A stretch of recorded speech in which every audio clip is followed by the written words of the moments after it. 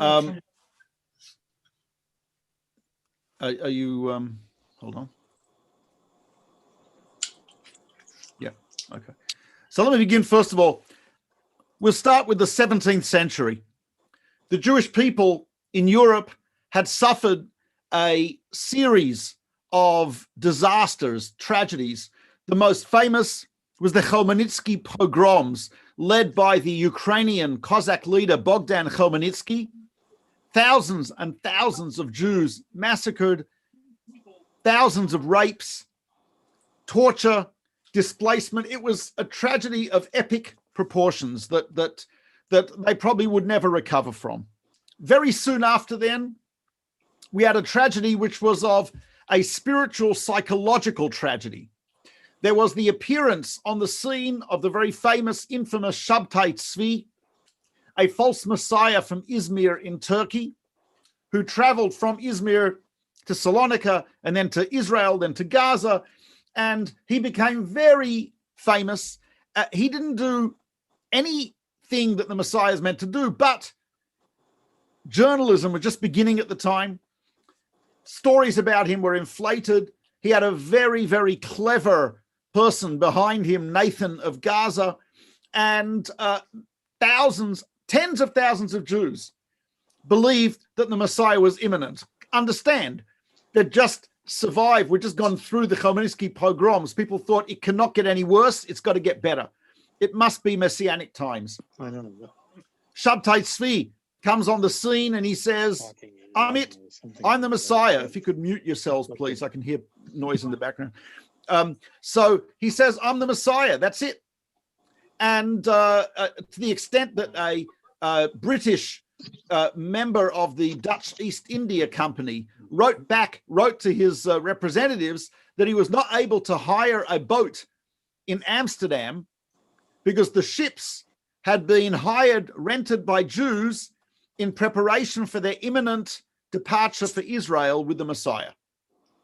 Business ground to terrible. 1666, Shabtai Tzvi converts to Islam. And as you can imagine, there was unbelievable mental anguish on the part of these Jews, the disappointment, the deception, the depression, the disenchantment, it was a combination of many horrific factors. At this point, there were many Jews who lost faith. Most Jews did not, but many Jews did. There were Jews who at this point abandoned Judaism. Some converted to Christianity, some converted to Islam. There were suicides. And there was a general sense of depression, hopelessness, and a feeling of pessimism. Life in Eastern Europe was financially very difficult for the Jews. There was oppression. There was discrimination from the government. The church was anti-Semitic. So Jewish life was intense. It was insular. But there was a lot of vitality and joy that was lacking. In addition, there were great Torah scholars, but your average Jew didn't have much contact with them. To have contact with someone like the Gaon of Vilna, Rav Eliyahu, the Gaon of Vilna, you need to be an almost genius. His students were people who were so beyond the average that we couldn't relate to them. And they could barely relate to him. So you can imagine an average Jewish peasant, right, who wants to be close to a great person, but he doesn't have the intellectual ability. He doesn't necessarily have the luxury of being able to study in his spare time. How is he going to have a connection to a great person? So it was there are all these problems. The pessimism, the depression, the insularity, the lack of spontaneity, the inability to connect to the great people. And onto this scene, 1701, Podolia, was born the Baal Shem Tov, Rabbi Yisrael Baal Shem Tov, who started a movement. I don't know if he intended it to be a movement or not, debatable, but he started a movement. And the movement was a movement that involved a number of important teachings. It involved the emphasis on sincerity and fervor. As the Talmud says, Rachmana liba ba'i, the all-merciful one, wants the heart. He's not so concerned with you being a great intellectual or philosopher, but he wants you to have a good heart. Rachmana liba ba'i. They also believed in the power of prayer. Simple words of prayer. You don't have to have amazing Kabbalistic understanding of the names of God. You don't have to understand the sources of Hebrew grammar, the etymology of the words. No, simple, sincere prayer. They emphasize joy and spontaneity. Ivdu es Hashem b'simcha, serve God with joy. He emphasized the connection to a Rebbe. Now, the connection to a Rebbe, a Hasidic Rebbe, was someone who may have been a great Torah scholar, but you didn't need to be a great scholar to connect to him. How could you connect to him? Because the Rebbe would make a point of making himself accessible to people for advice, for blessings. They would have something called the tish. Tish is Yiddish for a table. Friday night, after you've finished eating at home, you go and you eat with the Rebbe. Now, usually this involved the Rebbe telling stories, singing songs, saying words of Torah. You could be close to a great person. You could be close to greatness, to sanctity, to spirituality, and you didn't have to be the great Torah scholar to do so. And as you can imagine, different personalities of the students of the Baal Shem Tov attracted different people to them, emphasizing different aspects, and eventually became something which was very widespread in Ukraine, and eventually was brought to Poland. Now, Poland, let me just share with you the screen here.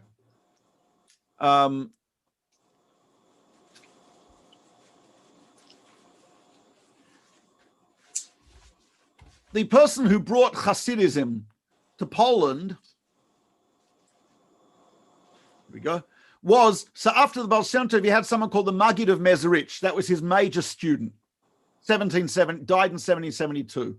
His student, Rav Elimelech of Lizensk, he brought Hasidism to Poland. Now, Poland was a fertile ground for the Hasidic movement. There was no great opposition on the part of its leaders, as there was in Lithuania and the Ukraine. The Jews in Poland, mostly sincere, believing Jews, and they were looking for something. And Rav Elimelech of Lizensk had an emphasis on the power of the Rebbe to look into your mind. He was very famous for having for doing miracles, for healing people, etc. There was a very heavy focus on the Rebbe. And his student, Rabbi Yaakov Yitzchak, known as the seer of Lublin, the Chayzer of Lublin, continued in that path. It was very populist in the sense that he didn't require of people to be great individuals. These people would be drawn to the Rebbe. I will send this document to you all afterwards. I'll send it to Rabbi Karfunkel. You can share it. You can. But he also emphasized the focus on the Rebbe. But there was what they call, he had a student by exactly the same name, Rabbi Yaakov Yitzchak, who was known as the Yehudi HaKadosh, the Holy Jew. Rabbi Yaakov Yitzchak engaged in what people call the Holy Rebellion. He rebelled against his teacher. He felt that this whole populist idea that you didn't have to strive for excellence, that you could hold on to the coattails of the Rebbe and he'd pull you along, not a good idea. He felt that he'd prefer to have people who worked on themselves, who grew, and who were elite. And he wanted to encourage people to do that. He didn't want to be the populist movement. And he had a student who we're going to talk about, who was called Reb Simcha Bunim Bonhart of Pshischa. That's who we're going to discuss. The area that we are talking about is a very small area of Poland. As you can see, if you look where my cursor is, so you see here Lublin. We mentioned the Chayzer of Lublin and his student, Rabbi Yaakov, the Yehudi HaKadosh. So we're talking about three basic towns here. Here's Lublin, To the left here is Pshischa. Pshischa. Up to the north there is Kotzk. And down southeast is Ishbitz. So 3 small towns, Ishbitz, Kotzk, Pshischa, very near Lublin, were the centers of the 3 rabbis that we are talking about now in this area of Poland. So we're going to start talking about Rav Simcha Bunim Bonhart of Pshischa. He was what some people call a Renaissance Rebbe. And Rabbi Carfunkel mentioned this idea at the beginning. And it's an idea which I think it was Nietzsche who said it. Nietzsche once said that the failure of every revolution is when it becomes the establishment. By the time Reb Simcha Bunim Bonhart of Pshischa was living, which was the mid to late 19th century, mid-19th century, Hasidism had become the establishment, whereas the Baal Shem Tov wanted it to be a revolution. I don't know if he wanted it to be a revolution, but it became a revolution at his time. There was an overthrowing of the regular power structure, and by the way, there were issues that were real issues. Just one example would be stabilization. The Hasidim believed in davening together in small groups. We have complaints from Jewish neighbors about Hasidim screaming loudly early in the morning and late at night in their little steebles. Right? We have records of complaints from rabbis of synagogues that the Hasidim are not going to the big synagogues anymore, and the big synagogues are losing revenue, and the revenue is used to pay for the shoichet, to pay for the moil, to pay for the kashrus, to pay for all the town's needs. And here are these Hasidim davening in their little rooms and basements, etc., is destroying the structure. So Hasidism was indeed a revolutionary movement in the sense that it was interfering with the communal structure of the Jewish people. It was also, some said, interfering with the supremacy of Torah excellence, Torah scholarship, as being the sine qua non of a Jewish leader. Because for the Hasidim, you could have a Jewish leader who's charismatic, handsome, good sense of humor, tells good stories, may not be a great Torah scholar, but he's a leader. A lot of people were uncomfortable with this. Some people, there was a whole movement known as the Misnagdim, who were opposed to the Hasidic movement, put people in cherem and excommunication and all types of stuff that went on. So Reb Simcha Bunim Bonhart was born at a time where Hasidic movement had become the establishment. It was no longer revolutionary. All these issues were not so great. And people had fallen into a pattern. Yeah, you go to the Rebbe, you do this, you do that. And he didn't like that. So let me, first of all, a few biographical details. Born in 1767, his father was not Hasidic. His father was a traveling speaker, and the Bonhart family would travel with him. So Reb Simcha Bunim, as a child, spoke a number of European languages. That was unusual. Most Rebbes, most Hasidim spoke Yiddish and could get by in the local language, Russian, Polish, Ukrainian, etc. Reb Simcha Bunim spoke Russian, Polish, German, French, fluent in a number of languages. His father sent him to study at a yeshiva in Hungary that was very famous for having rabbis who were very broad-minded, who were very into teaching medieval Jewish philosophy. Sefer HaKuzari by Rabbi Yehuda Halevi, some even the Moreh HaNevuchim, Guide for the Perplexed of Maimonides. And so he had a very good grounding, not only in traditional Jewish learning, Talmud, etc., but also in Jewish philosophy. Now, at that time, Hasidim used to poach people, meaning they would seek out the best and brightest of the students in yeshivas and try to convince them to become Hasidim. It was genuine poaching. And they poached Reb Simcha Bunim, and he became attracted to the Hasidic movement. To give you an idea of his life, after he got married at a fairly young age, he became the chief financial officer of a lumber business. There was a couple called the Bergsons who were, I guess you'd call them today modern Orthodox, very wealthy, and they loved Hasidism. And they used to give jobs to a lot of Hasidim. So Rav Simcha Bunim had a great mathematical ability, and he became the chief financial officer of their lumber business, organizing the transport of lumber from Danzig down the river to other parts of Poland, etc. Very, very successful. He loved playing chess and cards. He had a great sense of humor, was never seen smiling. He had students, he was the CFO of this corporation, but he already had students who he'd teach Torah to. One story, which is a classic Reb Simcha Bunim story, tells you something about him. He's walking on the banks of the Weissel River. It had been raining, it was slippery, it was quite windy, the river was raging. One of his students slips in the mud and slides into the river, and he's being carried along by the current, and they're running along the side, keeping up with him, but none of them knew how to swim.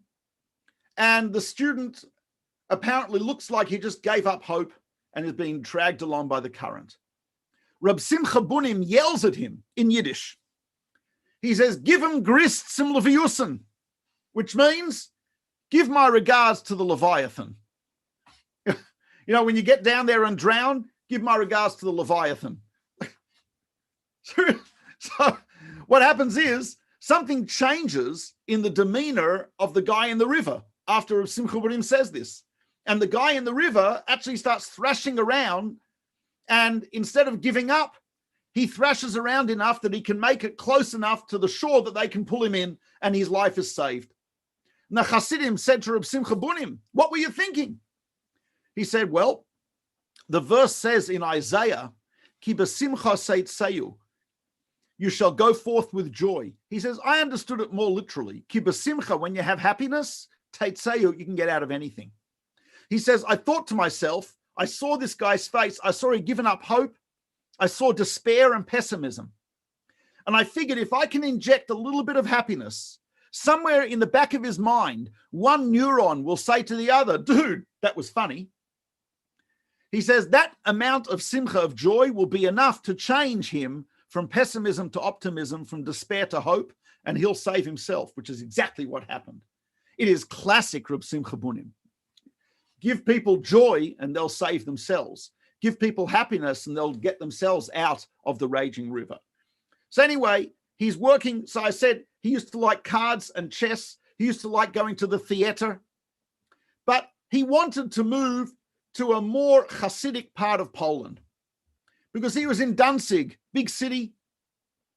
So he decided to go to pharmacology college to get a degree in pharmacology, and he became a pharmacist. He was the first Jew in Poland to get a license to practice pharmacy.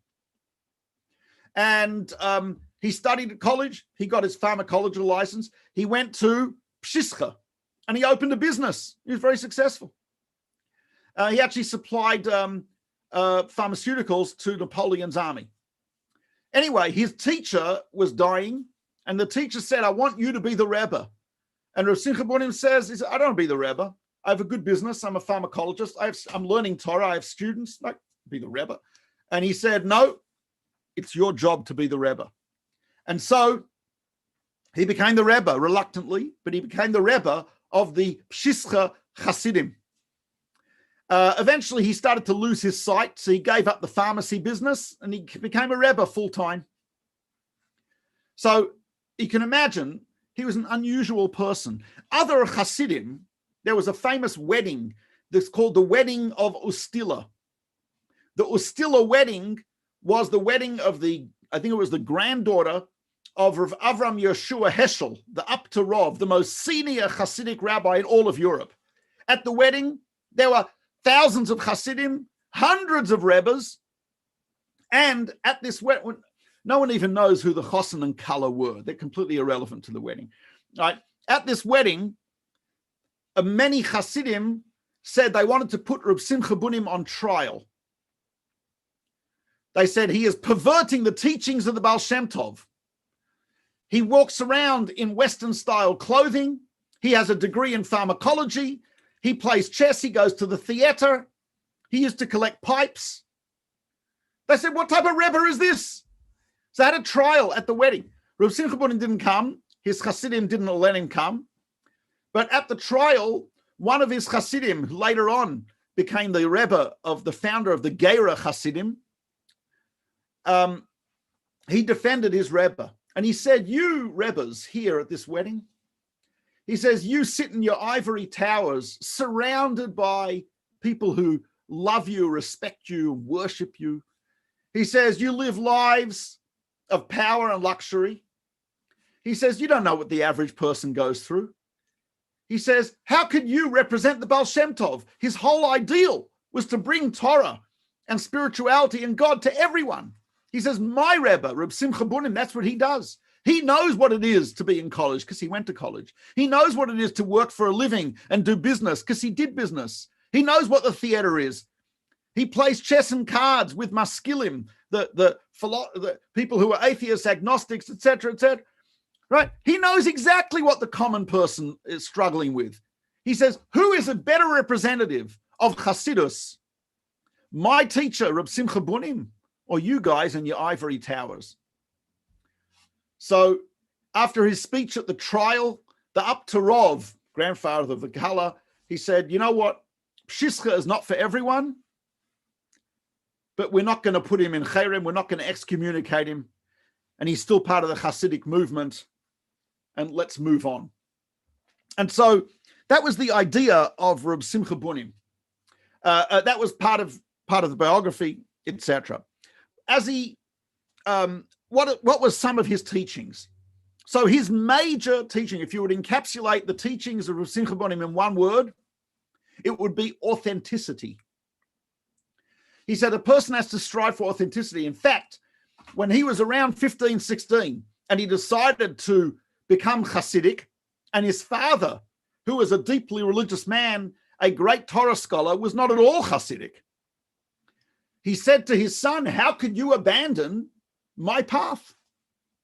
And Rav Simcha Bunim said this. It says in the Torah, it says, Ze Eli v'anvehu Elohei avi v'aroma menhu.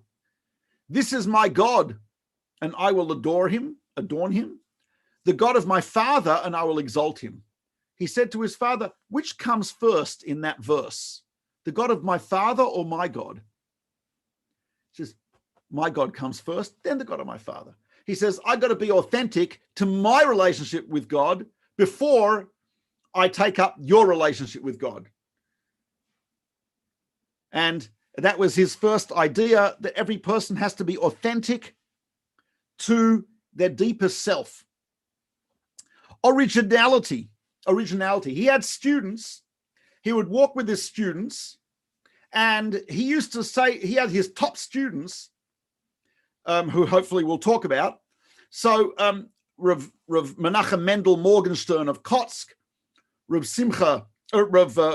Mordechai Yosef Leiner of Ishbitz, and Rav Yitzchak of Vorka. So he's walking with these students, and he used to have a rule that if you cannot come up with a novel idea every day, you have to pay a fine to the communal coffers. So they'd always be struggling to come up with some novel idea, chidush, a novel idea. One day they're walking, Rav Yitzchak of Vorka, Rav Simcha Bunim says to Rav Yitzchak, he says, "No, give me a novel idea." And Rav Yitzchak of Vorka says, I don't learn Torah in order to come up with novel ideas. I learn Torah because it's a mitzvah, it's a commandment to learn Torah. Rav Simcha Bunim says, that's a good response. No fine for today. But tomorrow, you come up with a novel idea. Right? He felt that a person, and by the way, he didn't write any books. His teachings all come to us through his students who wrote down his teachings. And you know why he didn't write a book? He says, because what I say is relevant to me in my time, my place, and my circumstances. The Torah for you in your time, your place, your circumstances is different. He says, why write it down? God's word is eternal. My word, it's not eternal. So he didn't write anything down deliberately. He felt that a person should have individuality. And he was an anti-Rebbe, meaning he's a leader of the Hasidim, but the last thing he wanted was for his Hasidim to imitate him. He used to make fun of Hasidim who'd imitate their Rebbes. Oh, the Rebbe wore this, I have to wear this. The Rebbe did this, I have to... No. He said, you've got to be an individual. He also felt there was a philosophy of groundedness. He detested externalities. He felt that a person has to be grounded and within themselves and grounded in this world, and not pay too much attention to the externals, to the extent that when he prayed, he did not move when he prayed the silent prayer. No shockling, which was unusual. Most Hasidim shockle. He didn't shockle. You couldn't tell that anything was going on. It was total calm within. Now, interesting story that tells you something about his view. One of his students, Rabbi Yitzhak, was davening. And he used to like davening with clapping and singing and jumping and shockling. And he's doing he's doing this. Reb Simcha Bunim walks into the room, and Reb Yitzhak out of the corner of his eye sees his Rebbe, and he immediately goes quiet. And then after about a minute, Reb Yitzhak starts with his singing and clapping again. After prayers, Reb Simcha Bunim comes over to him and he says, I got tremendous pleasure from your prayers today. He says, because I saw you were praying as you feel you need to pray. I walked into the room and you momentarily stopped because you were concerned because I have a different path and you didn't want to offend me. He says, but then I saw after a minute, you said, forget that. It's me and God. I don't have to care about what he says. And you continued in your path. And he says, for that, I got tremendous pleasure to see that in you. So that's a classic teaching of the philosophy of groundedness. And he said, also, he felt there was a need, he said, for, and this is attributed to him, although other people have said it, that a person has to walk around with two pieces of paper. One piece of paper has to say, even the smallest insect was created before me. I am dust and ashes. The other piece of paper has to say, the entire world was created for one human being. He says, the whole world could have been created for me. And he says, sometimes if you're feeling too arrogant and prideful, take out the first piece of paper. If you're feeling down and depressed, take out the second piece of paper. But he felt that the paper you have to take out more often is the one that says the greatness of the individual, the greatness of the human being. He felt there was a much greater danger in depression, in too much depression and too much sadness than in too much joy and too much happiness. It is true, he said, too much happiness can lead to excess, can lead to frivolity. He says, but depression is even worse. There is nothing that can interrupt the connection between the human being and God more than depression. A person has to look at themselves and see that there's something good deep down within the human being. He also used to say, and this is quoted by his student, he used to say, you know what a chassid is? A chassid is someone who asks, why? That's what I have to always be asking. Why? Why am I here? Why am I in these circumstances? Why is this happening to me, to the world, etc.? Why? And he says, and to try to think and focus. And someone once said to him, he says, can you do miracles? He says, you know what? I could resurrect the dead, but it's much more important for me to resurrect the living. Because there are people who walk around this world who are pretty much dead. And he says, I want to bring them to life. I would like to elevate them and lift them up. So he had there's an intellectual biography of Reb Simcha Bunim by Michael Rosen, alav shalom, of London, and he called it The Quest for Authenticity. And indeed, what Reb Simcha Bunim was about was a quest for authenticity. He says, when you do a mitzvah, when you do something good, you have to think about it. You have to do it with focus, with intention. When you pray, you have to pray in a way that your soul is speaking, not just imitating someone else. And he said that is what he bequeathed to his students. So Simcha Bunim encountered, as I said, adversity in his life. He had people who were enemies, aside from the Misnagdim. Other people who didn't like him were the Jews. There was a group called Maskilim. It was not an actual organized group, but there were Jews at the time who were trying to challenge traditional Judaism, who were perhaps looking into Bible criticism, various doctrines. They didn't like Reb Simcha Bunim. You know why they didn't like him? Because he was much more of a challenge to them than most other Rebbes. Because here was someone who could speak 5 languages, who read widely in the world of philosophy, who knew what the theater was, who went to college, who was a very sophisticated person, and he had a great sense of humor. And so therefore, they felt he was much more challenging because he would create Hasidim who could weather the challenges of intellectual change, who could weather the challenges of intellectual challenge, who could weather the challenge of criticism, etc., because they were real, authentic people with an emphasis on simcha, on joy, and on authenticity. And that's Rav Simcha Bunim. So he had his 2 greatest, most famous students. He had many, many students, but his 2 most famous students, one of them was a man by the name of Rav Menachem Mendel Morgenstern of Kotzk. He was originally born in Goraj, which is in the Lublin province, 1787. At the age 16, he went to study under the Chayzer of Lublin, who was, as I mentioned, the miracle-working rabbi. Who he was called the Chayzer, the seer, because they said he could look at you and know everything about you. And that's probably true. He probably could do that. So the Kotzk, as he's known, Rav Menachem Mendel, learnt under this Chayzer of Lublin, but he eventually was not happy with the Chayzer's path. He felt this populist way of understanding the world he felt that the Rebbe, this Chayzer of Lublin, was lowering Judaism down to the lowest common denominator in order to make it popular. Blessings and miracle works and this and that. He said, forget that. He said, I don't want that. And he left and he became a disciple of Reb Simcha Bunim of Pshischa. So his closest friend at the time was another student known as Reb Mordechai Yosef Leiner of Ishbitz, who we'll talk about a little later.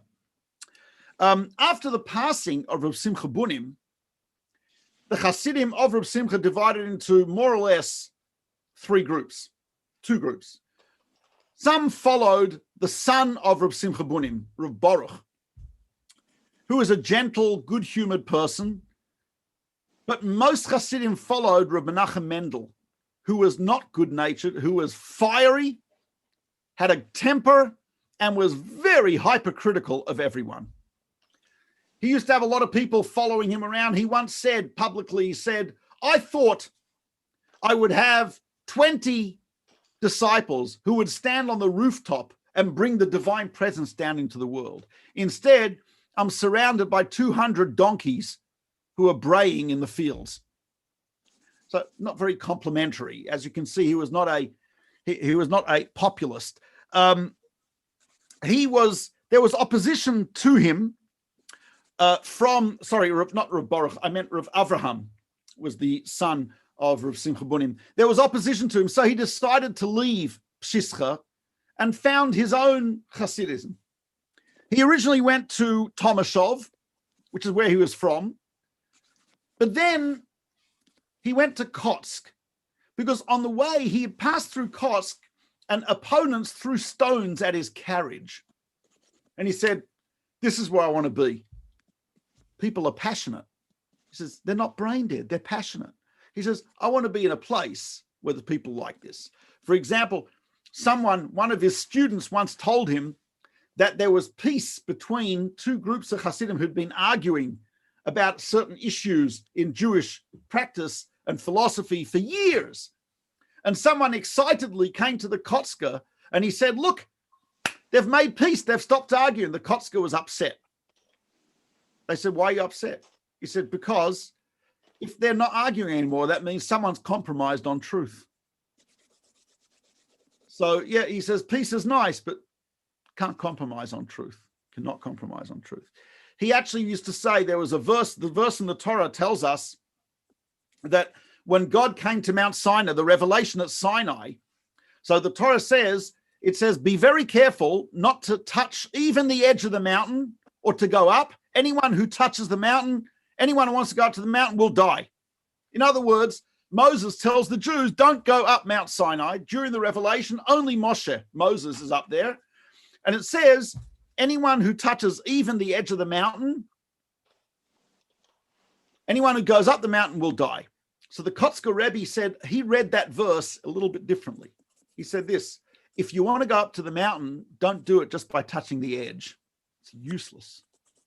Superficiality is useless. It's negative. You want to go up Mount Sinai, you have to be prepared to die. You have to give your very self over to Mount Sinai. Don't just touch the edge. Go for it completely. He also was, of course, a person who a lot of people were attracted to him. One of the people attracted to him was the grandson of one of the greatest rabbis in Europe, and also one of the leaders of the opposition to the Hasidim, Rabbi Akiva Eiger. Rabbi Akiva Eiger, probably the greatest Talmudic scholar in Europe at the time, his grandson was attracted to the Kotzk Rebbe. His name was Rabbi Eiger.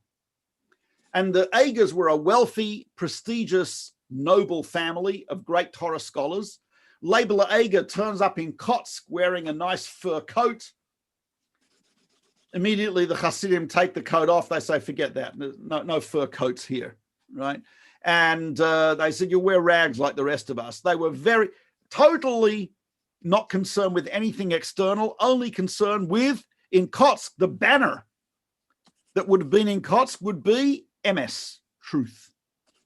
No compromise on truth. For example, the Kotzk Rebbe had some money that people had given for charity. It was sitting on his desk and it was open. The office door was open. People would come in and out. So his wife said to him, she said, Menachem, what's to stop someone from stealing the money? So he said, what do you mean? The Torah says, thou shalt not steal. He couldn't conceive of someone actually stealing the money. The Torah says, it's like there's a brick wall there. The Torah says, don't steal. How could you possibly steal? For him, the truth of Torah was literally the reality of the world, the reality of life. Absolute intensity, passion. He used to tell the story of a guy who learnt through the entire Talmud because of a dog. Said this guy married a wealthy woman and the father-in-law said, I'll support you as long as you're studying Torah. The guy said, yeah, he wasn't so into it, but he figures, okay, it might be easy. He goes and he sits in the yeshiva. It's a small room for learning, not far from where his father-in-law lived. And, he'd be sitting there smoking, reading the newspaper, and he hears a creaking. So he gets learning.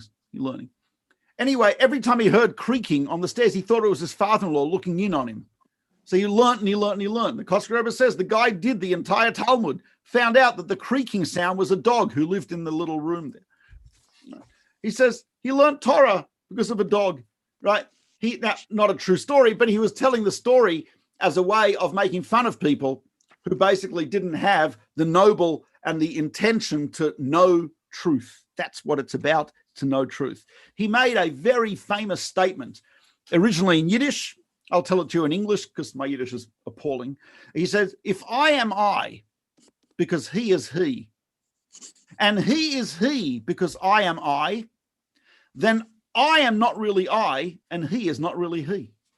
But if I am I because I am I, and he is he because he is he, then he is really he, and I am really I. He said, don't do things because he does something, because then it's not me, it's he. And if he does something because I do it, it's not him, but I. He says, you've got to be I because I'm I, he because he's he. Very, very beautiful and a deep idea. And he also did not write any books. Someone asked him, he said, look, not everything that is thought should be said. Not everything that is said should be repeated. Not everything that's repeated should be written down, and not everything that's written down should be published.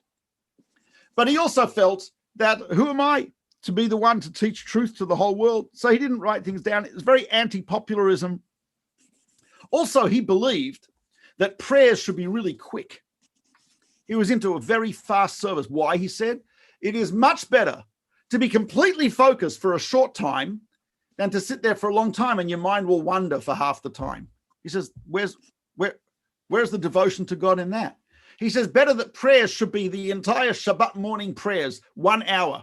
They say a little less than 1 hour in Kotzk. He says, why? He says, because you're focused the entire time. That's truth. That's truth. Someone asked him, this last story before I get to the Ishbitz, it was between Rosh Hashanah, the New Year, and Yom Kippur, Day of Atonement. It's a time when people do tremendous efforts to improve themselves, called the 10 days of repentance. So the Kotzk Rebbe says to one of his students, so what are you doing to prepare for Yom Kippur? And the guy said, Rabbi, he says, I'm eating only raw oats and drinking only cold water for the entire time. He says, I roll in the snow. I have stones in my shoes. I have the gabbai and the shul whip me every morning after davening. He says, that's what I'm doing. So the Kotzk Rebbe puts his arm around him, takes him to the window. He says, what do you see out there? The guy says, a horse. The Rebbe says, the horse eats only raw oats, drinks cold water, has stones in its shoes, and gets beaten every day. And you know what? Blight deferred, it's still just a horse. In other words, right, doing all the external stuff, suffering, etc., meaningless. He says, it's got to be internalized. It's got to be truth. It's got to be devotion to that truth. And that's what the Kotzk, he was not popular. He did not have a lot of Hasidim. He experienced depression. He went into isolation for close to 20 years, not complete isolation. He had a study off the place where people learn, off the shul, and he stayed there for about 20 years. People would come into him occasionally. He'd occasionally come out.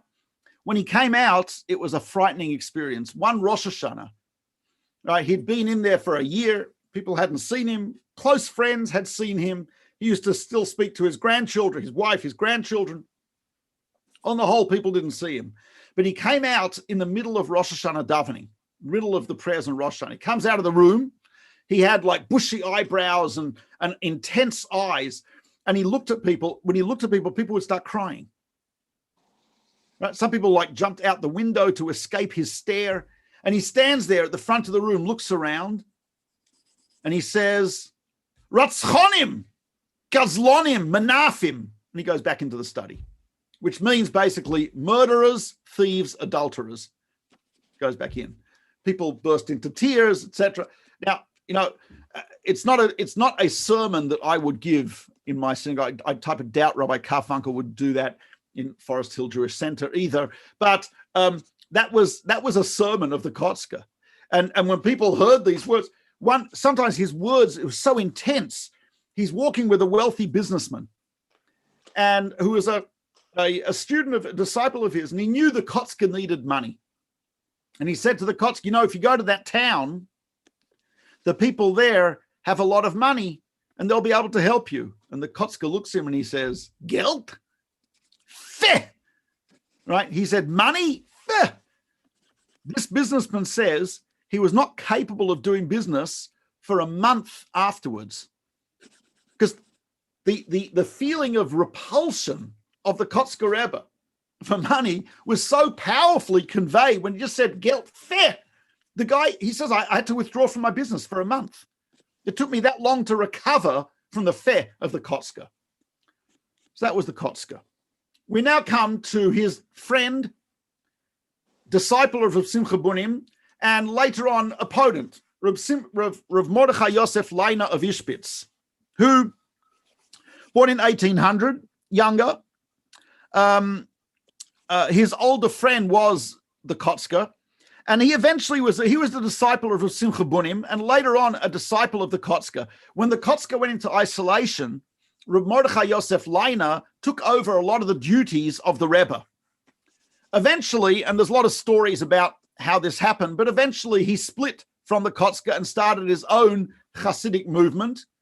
and he moved away from Kotzk to a town called Ishbitz, Ishbitza in Polish, to Ishbitz in Yiddish, and he had his own group of Hasidim. Now, he had a very different view than both his teacher and the Kotzk.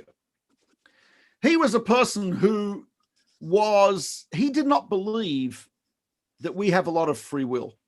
He was very deterministic, meaning he believed everything happens, he says, because God wills it, including your choices. The only choice you ultimately have is to accept God's will. And this was a very radical view. I mean, this is opposed to much of Jewish philosophy and the Talmud, etc. But he felt that there's a very minimum amount of, we type of destiny. God guides us through our lives. But by the way, that meant that the sins I've done were also the will of God. I can't do them ahead of time, but if I did it, that was the will of God. I just have to accept God's will. That's where I have free will. It's a very radical view. He also, because of that, he was a revisionist in his understanding of the Torah. People who we think of as villains in the Torah, he saw as heroes, and vice versa. For example, famous case of Pinchas. Pinchas killed a prince of the Jewish people, Zimri, who was in, what's the term, flagrant delicti with a Midianite woman. He killed them both. It was unbelievable. He's considered to be a hero. Kotzk, the Ishbitz says, no, he misunderstood. He said this person had got to such a high level of understanding of God's will. He understood that if he had this passion for this Midianite woman, it must be destined. And he was right. And it didn't come out till later in history. There are Midianite and Moabite women, Ruth and Orpah and King David and so on and so forth. He said Pinchas didn't understand. Now, this part used to get ripped out of his book. His book did not even get published in Poland. It got published by a non-Jewish publisher in Vienna without any approbations or rabbinic letters in it, maybe 50 years after his death, because it was too radical. It was rediscovered by Reb Shlomo Carlebach, the great singer and almost a Rebbe as well. Reb Shlomo Carlebach read this and he understood. He says, this is speaking to our generation. You know why? He says, the Ishbitz is saying there's no aspect of your past that you should reject. Everything that happened to you till now was all part of God's plan for you. You just have to accept who you are and be happy with God's plans for you. And he says, accepting who you are and accept with all my faults, not mine, but yours, obviously, right? But with all my faults and with the sins and everything in the past, that's me. And that's the me that God created. And I have to utilize all that in the best way I can and accept that who I am. Rav Shlomo Carlebach saw that as being amazing. He also said that a person cannot be expected in this world, he should have tranquility. He says this is a world where you have to embrace uncertainty. Human beings are always in a state of uncertainty. We have to embrace that. He says we cannot hope to completely fathom God's will. We can just accept it. And we have to have, and that's going to convey a certain tranquility of acceptance, even though we're in times and situations which are terribly not tranquil. And that was the Ishbitzer. And one thing which the Ishbitzer and the Kotzk and Rav Simcha Bunim all agreed upon, and this is I think a message that they said for Hanukkah. Rav Nachman of Breslov said this, but in Hanukkah is that every person is obligated to search for the pure oil, the jug of pure oil. So the Maccabees looked for it in the temple, but Rav Simcha Bunim, the Kotzk and the Ishbitz said, you know where you're going to find the purest oil? Deep down within yourself. And he says everyone has some oil that has never been tainted by negativity, never been tainted by sin, never been tainted by anything impure. And he says it is our job. Reb Simcha Bunim said authenticity. The Kotzk said pursue truth.